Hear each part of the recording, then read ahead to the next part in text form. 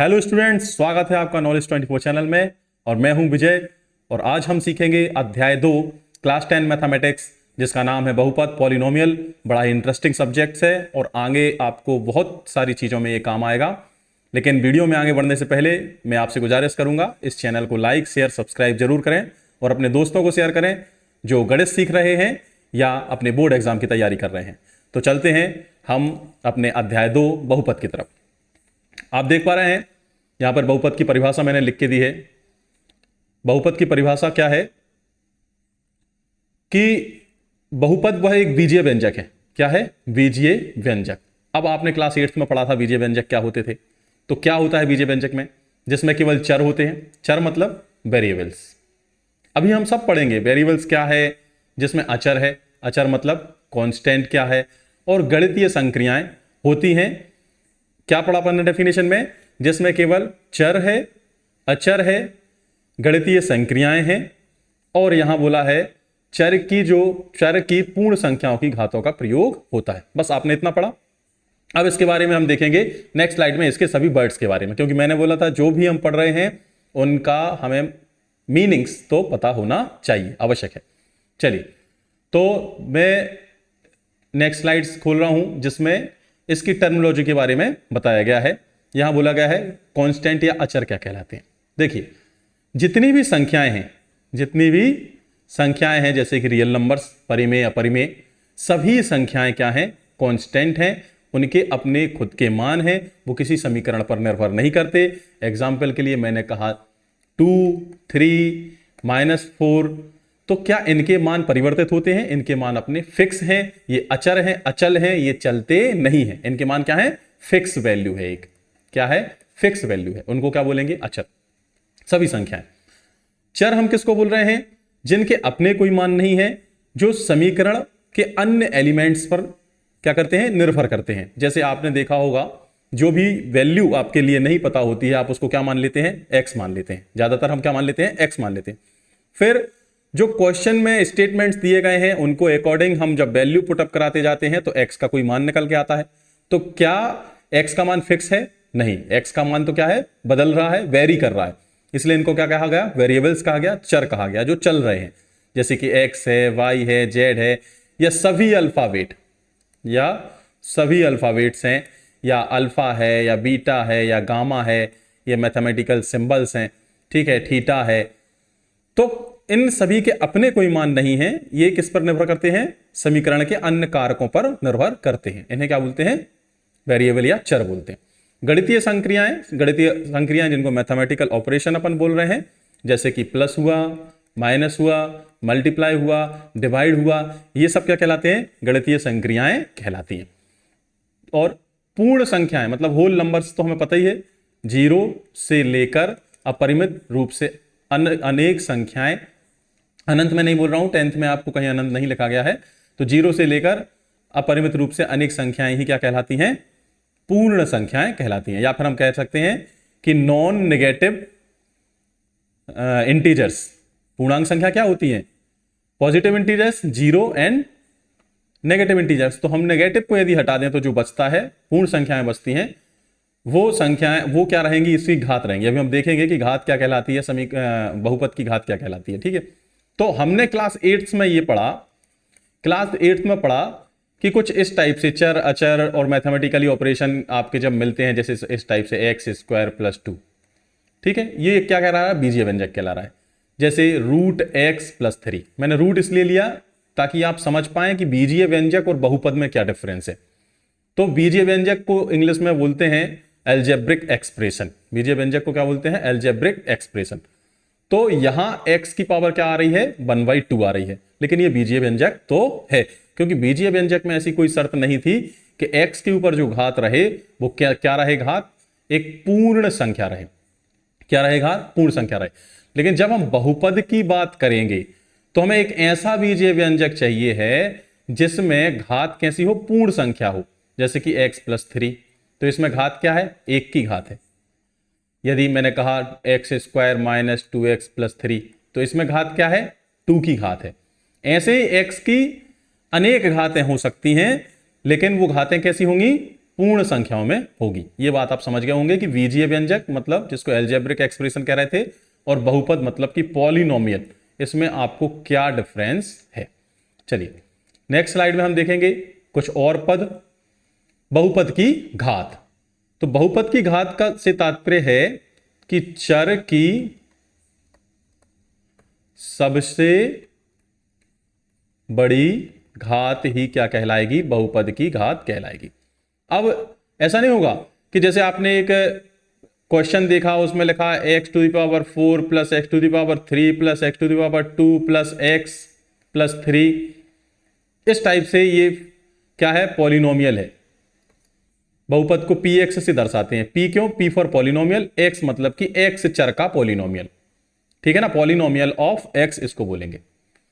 तो इसमें आप कहेंगे, अब हम घात की बात करें, यहां घात कितनी है 4, यहां घात कितनी है 3, यहां घात कितनी है 2, यहां घात कितनी है 1, यहां घात कितनी है, अचर की घात क्या होती है, 0 होती है। क्योंकि x टू द पावर 0 का मान क्या आएगा, x टू द पावर 0 का मान आएगा 1। किसी भी चीज के ऊपर 0 की पावर है तो उसका मान क्या रहेगा, 1 रहेगा। तो यहां क्या है, 0 की पावर है। तो मैंने क्या बोला कि चर की सबसे बड़ी घात ही क्या कहलाती है, बहुपद की घात कहलाती है। इंग्लिश में बोलते हैं डिग्री ऑफ पॉलिनोमियल, कि कितने डिग्री का ये पॉलिनोमियल है। तो यहां कितनी घात है सबसे बड़ी, 4, इसलिए क्या कहलाएगा, 4 घात का बहुपद कहलाएगा। क्या कहलाएगा, 4 घात का बहुपद कहलाएगा। अब बात करें गुणांक की। गुणांक मतलब कोफिशिएंट जिसको इंग्लिश में बोलते हैं, इसको आप अलग अलग करें तो ये लिखा हुआ है गुणा में अंक। क्या लिखा हुआ है, गुणा में अंक। किसके गुणा में, चर के गुणा में। किसके गुणा में, चर के गुणा में। जैसे कि मैं एक एग्जाम्पल लेता हूं, 2x square plus 3x plus 2, ये मैंने एक पॉलिनोमियल लिया, इसको मैं px के बराबर लिख दे रहा हूं, ठीक है ना। तो यहां देखिए, जब इन संख्याओं के बीच में कोई, यदि यहां 3x लिखा हुआ है, तो क्या 3 और x के बीच में आपको कोई मैथमेटिकल ऑपरेशन मतलब कि प्लस माइनस कुछ दिख रहा है, नहीं दिख रहा है। जब नहीं दिख रहा है मतलब कि इनके बीच में क्या है, गुणा। इनको आप तोड़ के लिखेंगे तो ये होगा 3 गुणा x। आप समझ पा रहे हैं, जब कोई मैथमेटिकल एक्सप्रेशन चर और अचर के बीच आपको नहीं दिख रहा है, मतलब उनके बीच क्या लगा हुआ है, गुणा का निशान लगा हुआ है। तो हमें क्या चाहिए, गुणांक चाहिए। मतलब गुणा में अंक, चर के गुणा में अंक को ही क्या बोलते हैं, गुणांक बोलते हैं। चर के गुणा में जो अंक लिखा हुआ है, ये अंक कुछ भी हो सकता है, रियल नंबर हो सकता है। रियल नंबर किसको बोलते हैं, हमने फर्स्ट चैप्टर में पढ़ा, परिमेय मतलब कि रेशनल और इर्रेशनल ही क्या कहलाते हैं, रियल नंबर कह सकते। तो ये गुणांक क्या हो सकता है, रियल नंबर हो सकता है। अब आप बताएं कि इस 2x स्क्वायर में यहां पर x स्क्वायर का गुणांक क्या है। आपसे यदि प्रश्न कहेंगे तो ऐसा करेंगे, x स्क्वायर का क्या गुणांक है, तो आप कहेंगे x स्क्वायर का गुणांक है 2। किसका, x स्क्वायर का। आपसे कहें ax का क्या गुणांक है, तो आप क्या कहेंगे, x के साथ कौन सा रियल नंबर लिखा है भैया, 3। आपसे कहें अब ये अकेला है, चल अकेला साथी, तो जो चल अकेला है इसको क्या बोलते हैं, अचर। अचर या इसको क्या बोलते हैं, कांस्टेंट। तो यदि पूछा जाए इसमें कांस्टेंट पद क्या है, कांस्टेंट टर्म क्या है, तो आप बोलेंगे भैया कांस्टेंट टर्म क्या है, 2। या ऐसा भी बोल सकते हैं कि 0 घात का गुणांक क्या है, तो इसके साथ कुछ नहीं है, मतलब x के ऊपर कितने की पावर है, 0 की, तो 0 घात का गुणांक क्या है, 2। बात समझ रहे हैं ना। तो गुणांक आप समझ पा रहे होंगे, जो गुणा में अंक लिखा हुआ है चर के साथ, वही उसका क्या कहलाता है, कोफिशिएंट या फिर गुणांक कहलाता है। ठीक है। अच्छा एक चीज और देख लें, बहुपद में पदों की संख्या, चलिए हो सकता है मैंने आगे ऐड किया होगा। चलिए नेक्स्ट स्लाइड में हम देखेंगे कि घात के आधार पर बहुपद के कितने प्रकार होते हैं। तो ये क्या लिखा हुआ है, शून्य बहुपद। शून्य बहुपद मतलब घात कितने की हो जाएगी, शून्य की। तो शून्य की घात आपको पता है, शून्य की घात क्या होगी, या नहीं सॉरी, हाँ घात के आधार पर क्या बोल रहा है, घात के आधार पर बहुपद के प्रकार है। तो यहां शून्य बहुपद लेकिन जिसको कहते हैं उसका होता है जो गुणांक जिसके क्या है, सभी गुणांक क्या है, शून्य है। क्या है, सभी गुणांक क्या है, शून्य है।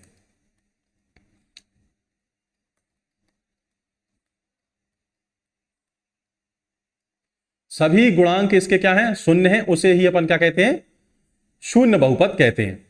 अचर बहुपद ऐसा बहुपद होता है जिसमें केवल और केवल क्या है, अचर पद है। जैसे मैंने बोला 3, ठीक है। यदि मैं शून्य बहुपद की घात की बात करूं, शून्य बहुपद की, नाम इसका शून्य बहुपद है लेकिन इसकी घात शून्य नहीं होती, ये चीज हमेशा याद रखना। शून्य बहुपद की घात जो होती है वो अपरिभाषित होती है। क्यों अपरिभाषित होती है, समझिएंगे।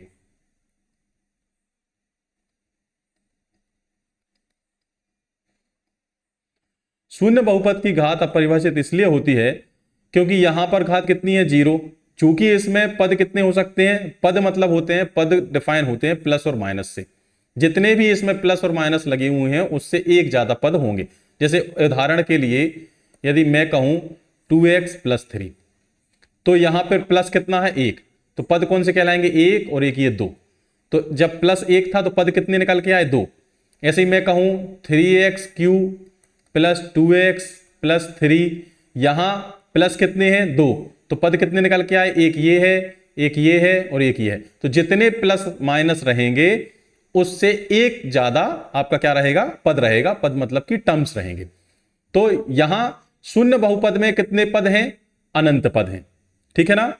तो यहां x की पावर भी क्या होती जा रही है, बढ़ती जा रही है। 0 है, 1 है, 2 है, 3 है, तो पावर भी क्या हो जाएगी, यहां लास्ट में जाके इनफाइनाइट हो जाएगी। तो क्या इनफाइनाइट परिभाषित है, नहीं। इसलिए शून्य बहुपद की जो घात रहेगी वो क्या रहेगी, अपरिभाषित रहेगी। अचर बहुपद की घात देखें, अचर मैंने लिया जैसे कि अचर पद है 3, इसमें और कोई पद नहीं है, तो इसके साथ मैं क्या लिख सकता हूं, x की पावर 0, ठीक है ना। x की पावर 0 क्या बन जाएगी, 1, और 1 का गुणा 3 में होगा तो उत्तर क्या आएगा, 3। तो इसमें बहुपद की जो घात रहेगी अचर बहुपद में, वो घात कितनी रहेगी, 1 की रहेगी। कभी आपसे पूछ लिया जाए कि अचर बहुपद की घात क्या होती है तो आप कहेंगे 1। यदि पूछ लिया जाए शून्य बहुपद क्या होता है तो आप कहेंगे ऐसा बहुपद जिसमें गुणांक क्या हो, चर के सभी गुणांक क्या हो, शून्य हो। चर के सभी गुणांक क्या हो, शून्य हो। यदि आपसे पूछ लिया जाए शून्य बहुपद की घात क्या है तो हम कहेंगे शून्य बहुपद की घात क्या है, अपरिभाषित है। अचर बहुपद जिसमें केवल अचर पद है। फिर पूछा अचर बहुपद की घात क्या होगी तो आप बोलेंगे अचर बहुपद की घात क्या होगी, 1 होगी। अब आती है रैखिक बहुपद, ठीक है ना। सॉरी, अचर बहुपद की घात कितनी होगी, 0 होगी। सॉरी, माफी चाहूंगा, 0 होगी। यहां पे भी मैं देखा है अपन ने, अचर बहुपद की घात क्या है, 0। फिर आता है रैखिक बहुपद। तो रैखिक बहुपद ऐसा बहुपद होगा जिसकी घात क्या हो, 1। देखो यहां पे पावर कितनी है, 1, तो यहां पे घात कितनी हो गई, 1 हो गई। फिर उसके बाद द्विघातीय बहुपद, मतलब इसमें घात कितनी रहेगी, 2 की रहेगी। जैसे x² + 2x + 4, इस टाइप से कोई बहुपद है तो यहां घात कितने की रहेगी, 2 की। फिर ऐसे ही द्विघात बहुपद को, हाँ, रैखिक बहुपद को इंग्लिश में क्या बोलते हैं, लीनियर पॉलिनोमियल। द्विघात को क्वाड्रेटिक बोलेंगे, त्रिघात को क्यूबिक बोलेंगे। ऐसे ही हम बढ़ते जाएंगे। त्रिघात बहुपद मतलब जिसमें कैसी घात हो जाए, अधिकतम घात क्या हो जाए, 3 की हो जाए, 3x² + 4x + 1, इस टाइप से। बराबर 0 नहीं लगाएंगे भैया, ये बहुपद चल रहा है। कुछ बच्चे कंफ्यूज हो जाते हैं, बराबर लगा देते हैं। बराबर कहां लगेगा, समीकरण, यहां बराबर नहीं लगेगा। उच्च घात वाले बहुपद मतलब और घातें आप जैसे बढ़ाते जाएंगे तो 4 घात का, 5 घात का, ऐसे n घात का बहुपद आपका बन जाएगा। चलिए नेक्स्ट स्लाइड में देखेंगे।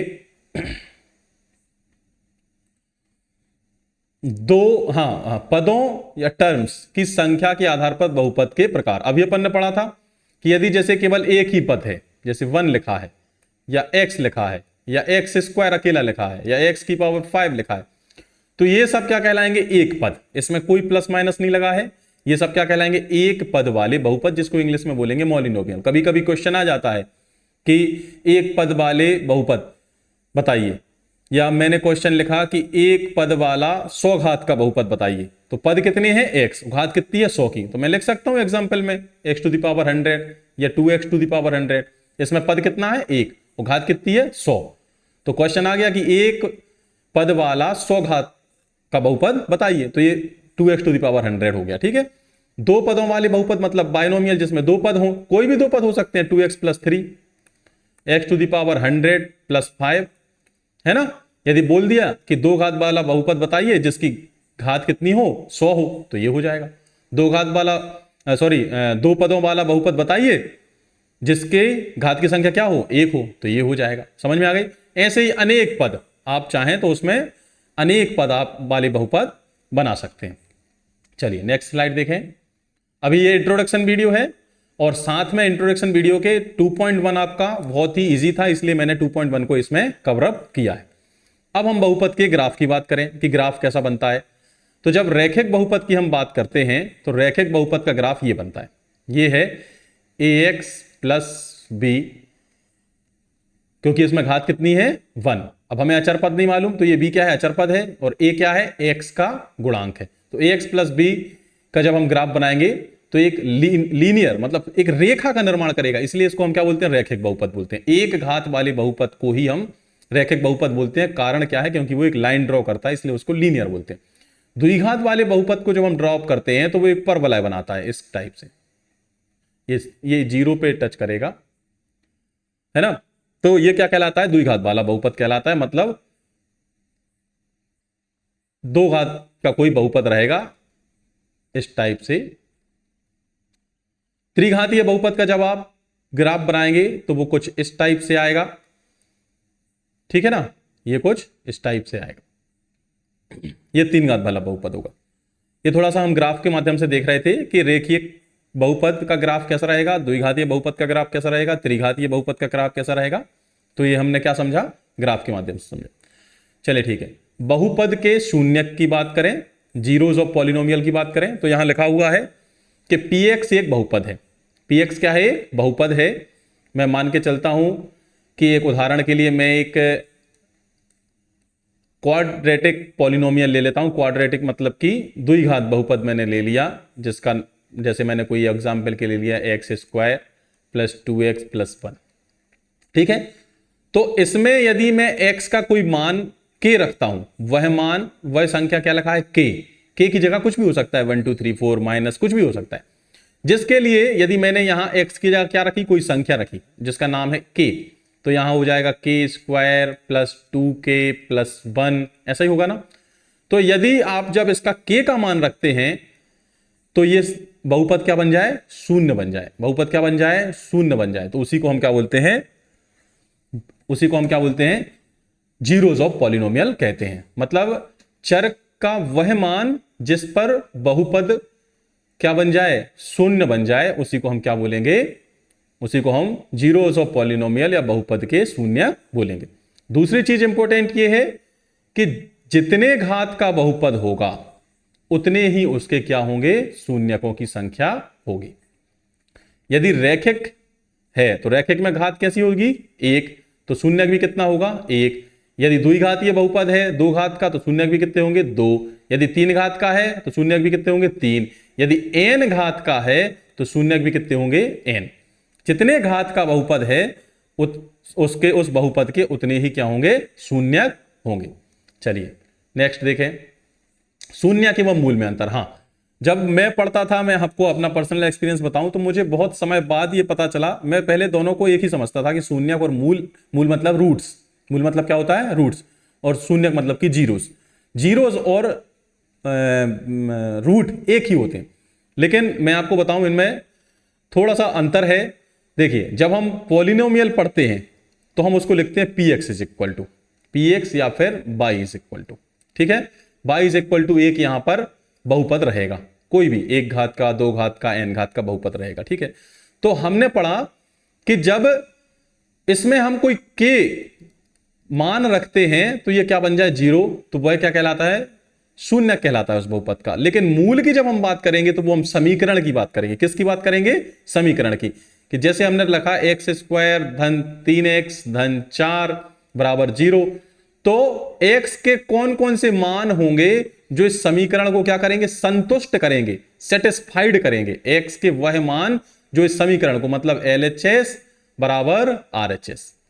जैसे कि उदाहरण के लिए मैंने बोला x² minus 4 is equal to 0, x² minus 4 is equal to 0, तो x का क्या मान होगा जो इस समीकरण को संतुष्ट कराएगा। मैं x की जगह यहां पे 2 रख दूंगा या -2 रख दूंगा, तो ये इस समीकरण को क्या कर देगा, संतुष्ट कर देगा, LHS बराबर RHS आ जाएगा, ठीक है ना। यदि मैंने कहा ये इस टाइप से होता, x² -1, यहां जैसे हम 2 और -2 ही रखेंगे, तो यदि मैंने बोला कि यहां क्या रखा, तुमने 2 रखा, तो 4 में से 1 गया तो यहां आया 3। तो x square minus 1 is equal to 3, तो तुमने बोला कि x square is equal to यहाँ पर 2 रखेंगे। तो जब हमने x square is equal to 2 रखा तो 2 जो 4, 4 माइनस 1 3, मतलब LHS is equal to RHS आ गया, है ना। तो मूल क्या कहलाते हैं? ऐसे चर के मान जो समीकरण को संतुष्ट करते हैं वो क्या कहलाते हैं? मूल कहलाते हैं। और शून्यक क्या कहलाते हैं? चर का वह मान जो बहुपद को क्या कर दे? शून्य कर दे, जो बहुपद को क्या बना दे? शून्य बना दे। तो आपको अंतर स्पष्ट हो गया होगा कि शून्यक और मूल क्या कहलाते। चलिए नेक्स्ट स्लाइड में देखें, द्विघात बहुपद के शून्यक। चलिए द्विघात बहुपद के शून्यक, तो आप जानते हैं कि यदि द्विघात बहुपद के हम स्टैंडर्ड या व्यापक या मानक रूप की बात करें तो वो होगा ax square plus bx plus c। इसको डिनोट कैसे करेंगे? px इज इक्वल टू या फिर y is equal to ax square plus bx plus c। ये क्या कहलाएगा? द्विघात बहुपद का एक मानक रूप कहलाएगा जब हम इसके गुणांक शून्यकों का योग और शून्यकों गुणनफल की बात करें। चलिए एक चीज मैंने आपको अभी बताई थी कि बहुपद की जितनी पावर, मतलब जो सबसे पावर डिग्री कौन सी कहलाती है? सबसे बड़ी घात। सबसे बड़ी घात इसकी कौन है? 2 है। सबसे बड़ी घात इसकी कौन है? 2 है। तो इसके शून्यक भी कितने होंगे? शून्यक भी कितने होंगे? इसके 2 होंगे, ठीक है ना। तो क्या मैं कह सकता हूं कि ये ax square plus bx plus c को मैं इस टाइप से लिख सकता हूं, x minus alpha, x minus alpha और x माइनस बीटा। बिल्कुल लिख सकता हूं कि नहीं लिख सकता हूं? क्योंकि इसके मूल कितने हैं? 2 हैं भाई। यदि यहां लिखा मैंने उसके 2 मूल हैं, एक x बराबर अल्फा और x बराबर बीटा, तो मैंने इसको लिया x माइनस अल्फा और इसको इस साइड लिया तो ये हुआ x माइनस बीटा। तो मैंने लिख दिया कि इस समीकरण को मैं कैसे लिख सकता हूं? x माइनस अल्फा और x माइनस बीटा। जब मैंने इसको खोला तो ये आया x square minus alpha x minus beta x, और माइनस माइनस का मल्टीप्लाई हुआ तो प्लस अल्फा बीटा। यहां मैंने एक्स स्क्वायर माइनस को कॉमन लिया, अल्फा प्लस बीटा, यहां बचा x plus alpha into beta. यदि मैं यहां से ए को डिवाइड करता हूं, कॉमन ले लेता हूं सपोज कीजिए, तो ये होगा x square plus b upon a x plus c upon a, ठीक है। अब सपोज कीजिए कि ये एक गुणांक है, इसको मैंने हटा दिया है। तो हम यदि इनकी तुलना करें, यदि मैं इनकी तुलना करता हूं तो यहां माइनस अल्फा प्लस बीटा, यहां क्या लिखा हुआ है? माइनस अल्फा प्लस बीटा, यही लिखा है ना, माइनस अल्फा प्लस बीटा। इसका मान क्या हो जाएगा? B upon a. यदि इस माइनस का ट्रांसफर करूं तो alpha plus beta is equal to minus b upon a. यदि मैं यहां से तुलना करूं अल्फा इंटू बीटा की इससे, तो अल्फा इंटू बीटा क्या आ रहा है? सी अपॉन ए आ रहा है। किसमें? द्विघात बहुपद में। तो यही होता है शून्यकों का योग। मैंने माने कि 2 शून्यक हैं, अल्फा प्लस बीटा, अल्फा और बीटा, तो अल्फा प्लस बीटा क्या होगा? माइनस बी अपॉन ए, अभी प्रूफ किया। और गुणनफल अल्फा इंटू बीटा क्या होगा? सी अपॉन ए। ये आपको याद रखना है। मैंने कई बता दिया है आपको कि कैसे alpha plus beta minus b upon a आ रहा है और अल्फा इंटू बीटा क्या आ रहा है? सी अपॉन ए आता है, ठीक है। चलिए नेक्स्ट स्लाइड में देखें, त्रिघात बहुपद के शून्यक की बात करें तो हम निकाल के नहीं बताएंगे, लेकिन मैं बता देता हूं कि जब इनके 3 घात के बहुपद कौन सा हो सकता है, इसका हम मानक रूप लिखें तो ये हो जाएगा px इज इक्वल टू, देखिए x का बहुपद है इसलिए मैं px लिख रहा हूं। यदि आप py लिखेंगे तो फिर ये बहुपद काय में हो जाएगा? पूरा py में हो जाएगा। यदि a का बहुपद लिखना है तो ये पूरा a में। a इसलिए नहीं लेंगे क्योंकि हम abc को ऑलरेडी किस में ले रहे हैं? गुणांकों को abc के रूप में दर्शा रहे हैं। चलिए 3 घात का बहुपद कैसे होगा? ax की बात के ऊपर 3 की घात bx square plus cx plus d बराबर 0 नहीं करेंगे भैया, ये बहुपद चल रहा है। चलिए तो हमारे यहाँ पे 3 मूल हो जाएंगे, सॉरी 3 शून्यक हो जाएंगे। कौन कौन से? अल्फा बीटा और गामा। तो जब हम इनको जोड़ेंगे alpha plus beta plus gamma तो ये हो जाएगा माइनस बी अपॉन ए। फिर एक और होगा इसमें अल्फा बीटा, बीटा गामा और गामा अल्फा, ये हो जाएगा सी अपॉन ए। और तीनों का जब गुणनफल करेंगे alpha into beta into gamma तो ये हो जाएगा डी अपॉन ए। ये क्या हो जाएगा? माइनस डी अपॉन ए। तो हमने जब त्रिघात वाला बहुपद, हालांकि परीक्षा की दृष्टि से नहीं है लेकिन आपको पता होना चाहिए कि alpha plus beta plus gamma minus b upon a, alpha beta plus beta gamma plus gamma alpha, ये हो जाएगा सी अपॉन ए। और alpha into beta into gamma ये कितना हो जाएगा -d/a। चलिए नेक्स्ट देखते हैं, हम सीधा प्रश्नावली 2.1 पे आ गए।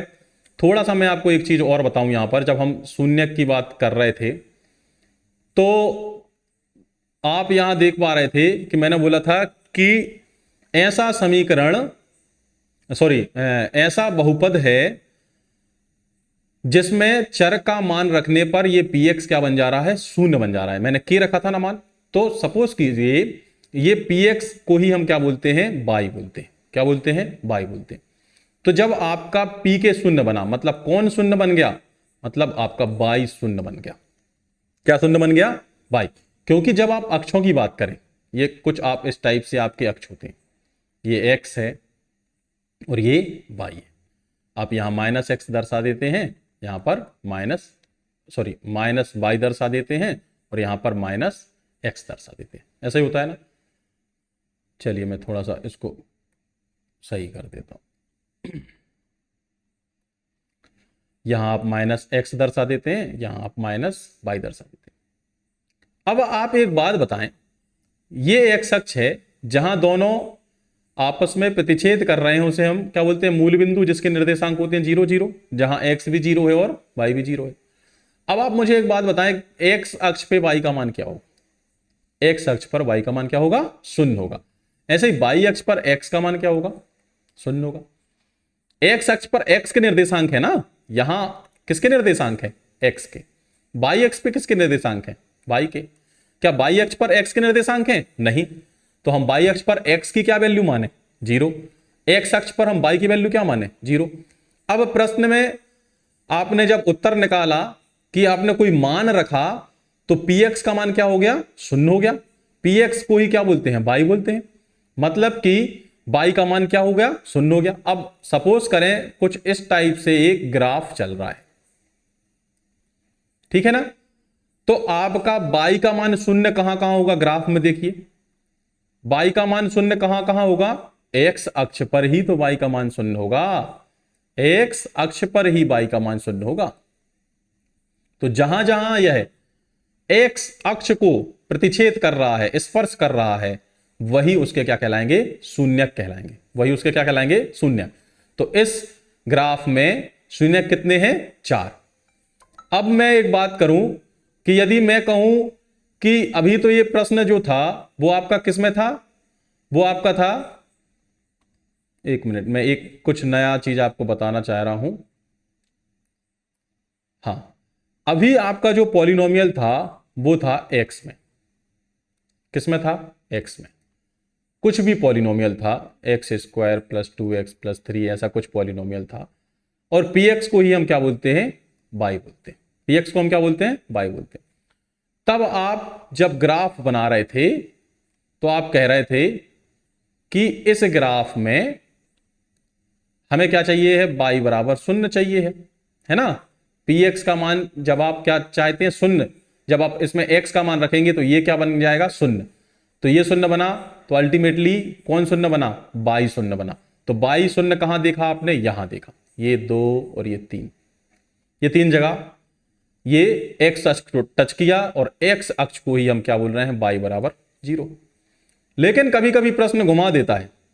प्रश्न ऐसे घुमाता है कि आपसे बोलेगा कि p y का कोई बहुपद है। किसका बहुपद है, p y का। तो p y के बहुपद में शून्यकों की संख्या बताइए। p y के बहुपद में शून्यकों की संख्या बताइए। अब एक बात बताइए, जब यदि पी वाई का बहुपद है तो वो कैसा होगा, पी वाई का बहुपद कुछ इस टाइप से, y²। मैं मतलब ये नहीं कह रहा हूं कि बहुपद की घात क्या है, मैं तो एक यहां पे उदाहरण ले रहा हूं द्विघात बहुपद का। मैंने लिया y² + 2x + 3, इस टाइप से कोई y का बहुपद लिया, y जिसमें चर है। तो यदि ये y का बहुपद है तो उसका उत्तर किस में आएगा, x में। उसका उत्तर काय में आएगा, x में। x = क्या है, पी वाई है। अब यदि आपने इस y का मान रखा, इसमें कोई मान निकल के आए, y सपोज करें 5 आया, और y का मान जब आपने इसमें पुटअप करवाया तो ये क्या बन गया, 0।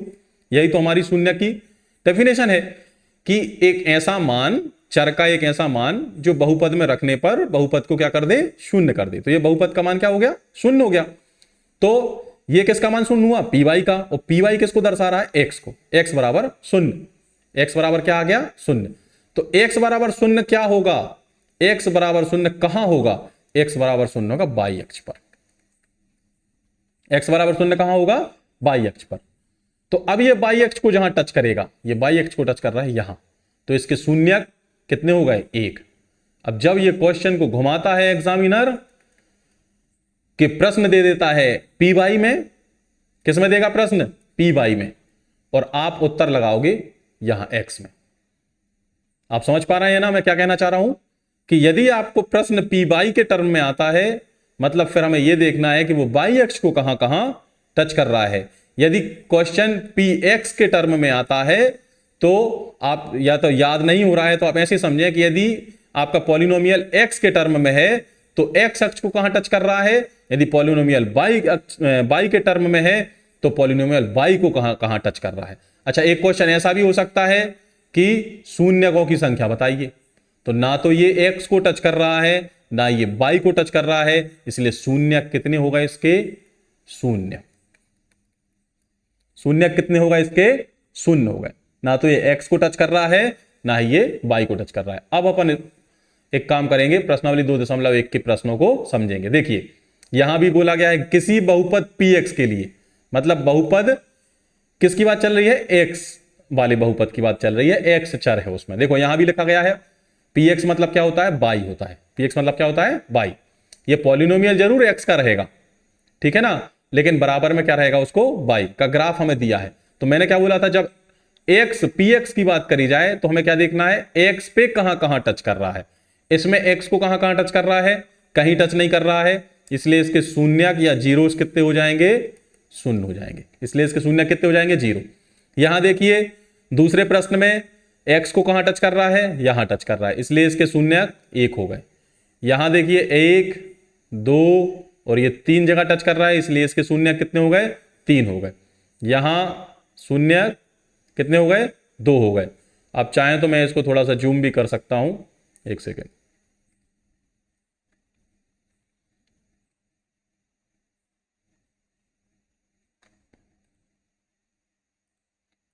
हाँ, अब आप देख पा रहे होंगे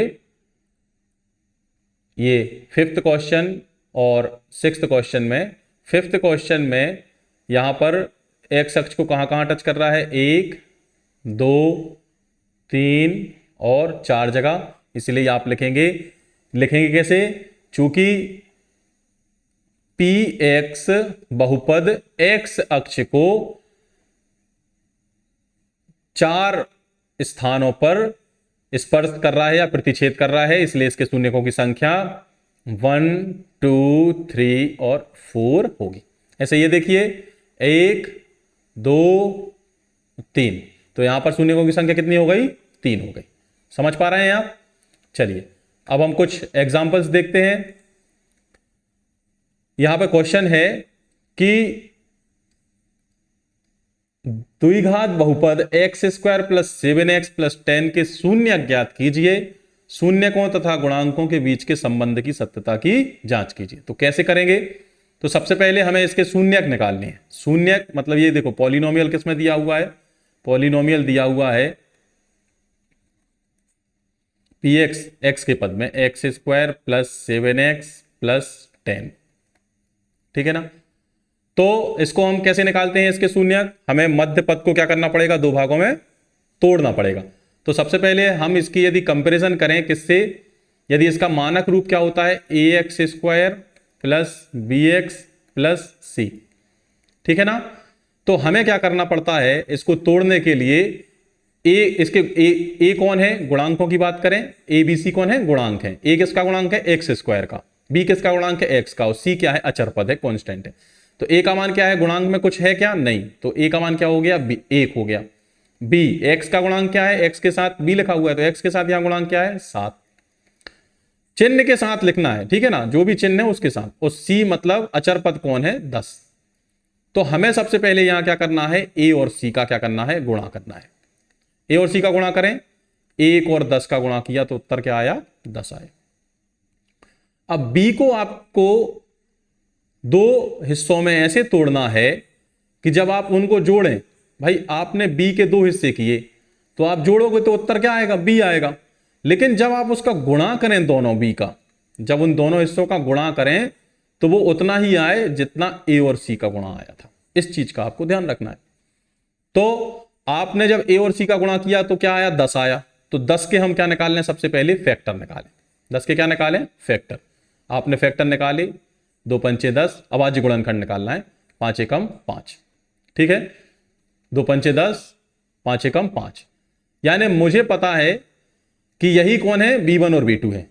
यही कौन हो जाएंगे, b1 और b2। मतलब कि 2 का 5 में गुणा करेंगे तो 10 आएगा, और 2 और 5 को जोड़ेंगे तो 7 आएगा। ठीक है, तो हम क्या करेंगे, इसको कैसे लिखेंगे, x square plus 7x plus 10 को हम x square plus 7x plus 10 को लिखेंगे x square plus 5x plus 2x, क्रम आप कुछ भी ले सकते हैं, कोई दिक्कत नहीं। ये हो गया px। ठीक है ना। अब हम कॉमन लेना स्टार्ट करें। कॉमन लें तो यहां से x कॉमन आया, यहां क्या बचा, x प्लस 5। यहां से 2 कॉमन आया तो यहां भी बचा x प्लस 5। अब आप देख पा रहे होंगे मैंने क्या बोला था कि ये तो गुणा में लिखी हुई हैं दोनों राशियां, 2x प्लस 5 और ये x प्लस 5। तो इन दोनों में भी क्या कॉमन है, x प्लस 5 कॉमन है। तो आपने x प्लस 5 को क्या कर लिया, कॉमन कर लिया, और यहां क्या कर लिया, x प्लस 2 कर दिया, यहां x प्लस 2 बचा। अब आप ये देख पा रहे हैं कि यदि मुझे इस px के मान को शून्य करना है, ठीक है ना, x का वह मान जो px को शून्य कर दे वही क्या कहलाता है, उसका शून्य कहलाता है। तो px का मान शून्य कब होगा, जब या तो ये 0 हो, है ना भाई। शून्य करने के लिए यदि दो संख्याएं गुणा में लिखी हैं और उत्तर आपको शून्य चाहिए है तो उसकी शर्त यह होगी कि उन दोनों में से कम एक संख्या तो शून्य हो, तभी उत्तर क्या आएगा, आपका शून्य आएगा। तो या तो x plus 5 is equal to क्या हो, शून्य हो, या फिर आपका x plus 2 is equal to क्या हो, शून्य हो। तो यहां से x का मान क्या आया, -5, और यहां से x का मान क्या आया, -2। मतलब कि उसका एक शून्यक कौन हो गया, -5 हो गया, सॉरी हाँ -5 हो गया, और एक शून्यक इसका क्या हो गया, -2 हो गया। तो ये तो आ गए आपके शून्यक, ठीक है ना, आपके क्या आ गए, शून्यक आ गए, -5 और 2। चलिए अब उन्होंने बोला है कि शून्यकों की सत्यता की जांच करना है। तो हमें मालूम है कि शून्यकों का योगफल क्या होता है,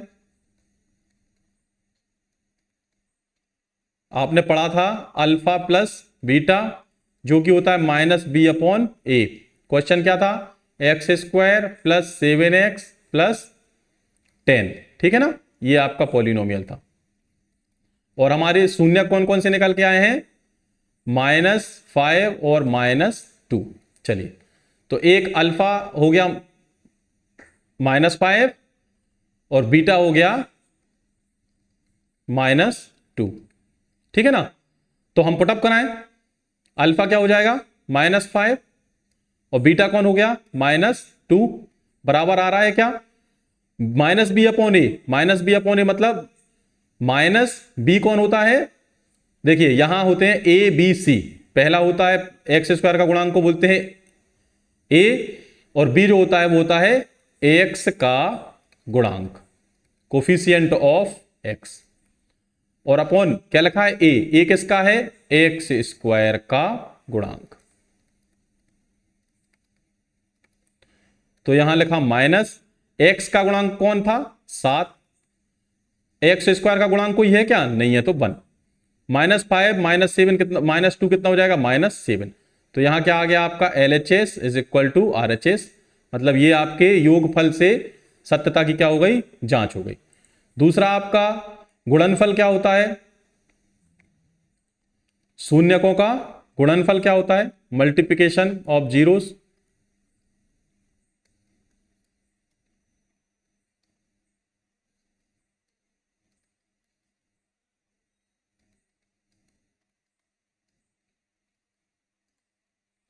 शून्यकों का गुणनफल होगा alpha into beta is equal to C/A, और C/A alpha into beta, alpha का मान आपका आया था -5 गुणा में -2, बीटा कितना आया था, -2, और C का मान कितना था, सी का मान कितना था, देखो जल्दी, सी का मान क्या है, हमने लिखा भी था ऊपर, ए बी सी के मान सबसे पहले ही लिख दिए थे। सी का मान 10 है ना, तो हम यहाँ पुटअप करा दें, सी का मान क्या हो जाएगा, 10 हो जाएगा।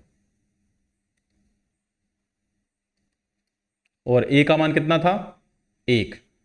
-5 का -2 से मल्टीप्लाई करेंगे, कैसे करेंगे भैया, जब भी मल्टीप्लाई करते हैं चिन्ह का चिन्ह से, संख्या का संख्या से, तो माइनस का माइनस से, प्लस 5 का 2 से 10, तो 10 इज इक्वल टू 10, तो ये क्या आ गया, LHS is equal to RHS। तो ऐसे हमें सत्यता की क्या करनी है, इसकी जांच करनी है।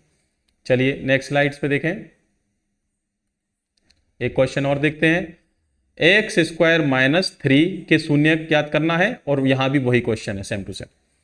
तो इसमें तो देखो दो ही पद हैं, देखिए जब 3 पद होते हैं तब हमें मध्य पद को क्या करना पड़ता है, तोड़ना पड़ता है। पहले क्वेश्चन में, इसके पहले वाले क्वेश्चन में जो किया था, यहां 2 पद है तो हमें तोड़ने की जरूरत नहीं है। ये क्या लिखा हुआ है, ये px के रूप में है, px is equal to x² - 3।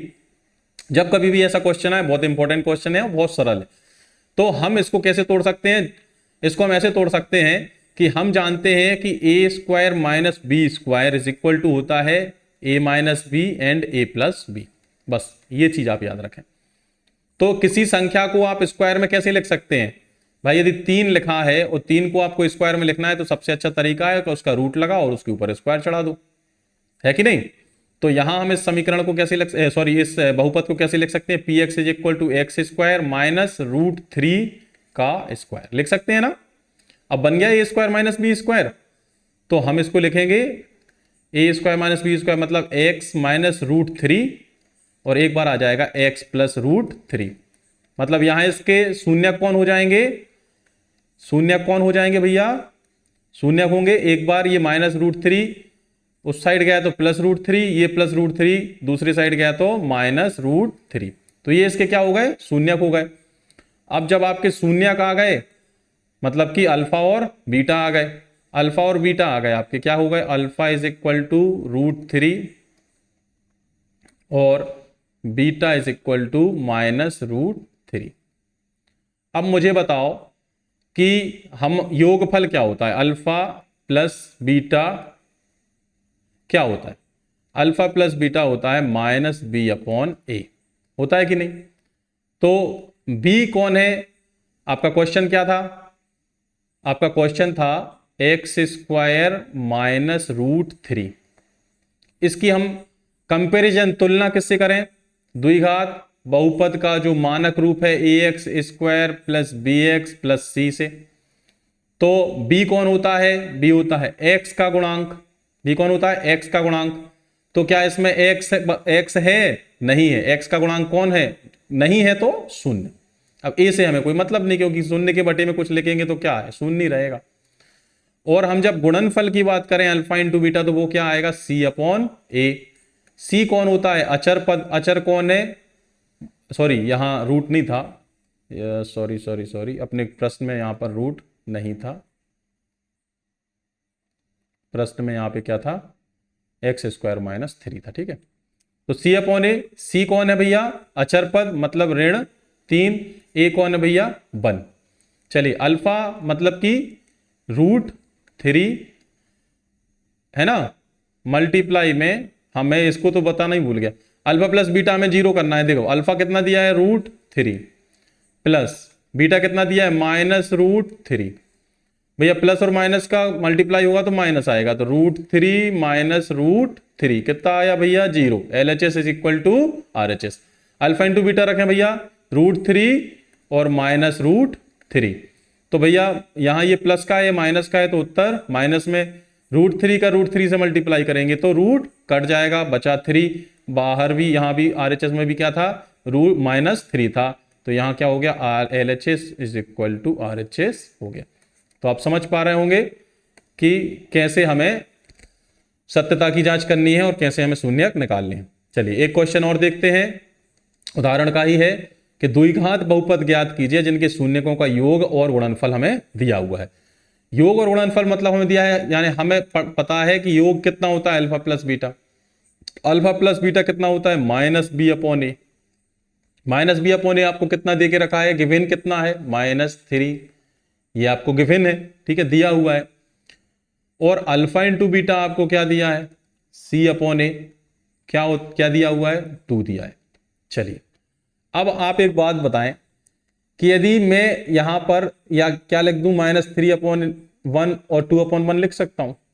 यदि मैं कंपैरिजन करूं, क्योंकि ये अनुपात है, मैं कंपैरिजन करूं तो a की वैल्यू यहां क्या है 1 और यहां भी क्या है 1, हर का डिनोमिनेटर का मैं कंपैरिजन कर रहा हूं तो a की वैल्यू 1, यहां भी a की वैल्यू 1।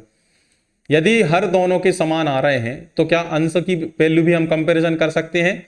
यहां से -b इज इक्वल टू क्या आएगा, -3, मतलब b का मान क्या आ गया 3। यहां से यदि हम देखें तो c का मान क्या आ गया 2, और दोनों में a का मान क्या दिया हुआ है 1। समझ पा रहे हैं। तो हम बोल सकते हैं कि द्विघात बहुपद क्या होता है, द्विघात बहुपद होता है px is equal to ax² plus bx plus c, यही होता है। तो मैं मान रखूं a की जगह क्या है, ये गुणांक निकल के आ गया a b c, a का मान 1 है तो ये हो गया ax² प्लस b का मान 2 है तो 2x प्लस c का मान b का मान -3 आया है, सॉरी भैया b का मान आया है -3,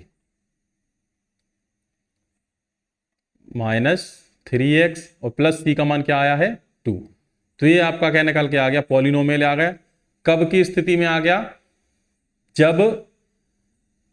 कब की स्थिति में आ गया, जबकि आपके शून्यकों के योगफल और गुणनफल आपको दिए रहे हैं, तब आप इस टाइप से निकालेंगे। कहीं कहीं कुछ बच्चे कहीं कहीं ऐसा बता दिया जाता है कि यदि आपको शून्यकों का योगफल और गुणनफल दिया हुआ है तो ये px इज इक्वल टू होगा x² minus alpha plus beta x plus alpha into beta. लेकिन इसमें हमें साथ में एक गुणांक भी निकाल के रखना पड़ता है, ठीक है। क्या निकाल के रखना पड़ता है, यहां पर के हम एक मान लगा देते हैं बाहर, यदि तब वो उत्तर आपका बिल्कुल सही है। x² minus alpha plus beta, ये भी फॉर्मूला फिर काम कर जाएगा, प्लस अल्फा इंटू बीटा। तो यहां हो गया x² minus alpha plus beta कितना दिया है आपको -3, प्लस अल्फा इंटू बीटा दिया है 2, माइनस माइनस प्लस हो जाएगा तो ये हो जाएगा x² प्लस 3x, यहाँ पे x है, प्लस 2। तो देखिए कुछ गड़बड़ है क्या भैया, -3 है तो -3 प्लस होगा, हाँ सॉरी यहाँ पर b का मान भी प्लस आया था, मैंने माइनस में पुटअप किया, सॉरी, ये भी प्लस आएगा, ठीक है। तो x² प्लस 3x प्लस 2 यहाँ से भी आ रहा है, x² प्लस 3x प्लस 2 यहाँ से भी आ रहा है। तो आप ये डायरेक्ट रखकर मान निकाल सकते हैं, लेकिन कहीं भी बुक में ऐसे निकालना का नहीं दिया गया है, क्योंकि इसमें एक गुणांक भी लेना पड़ता है।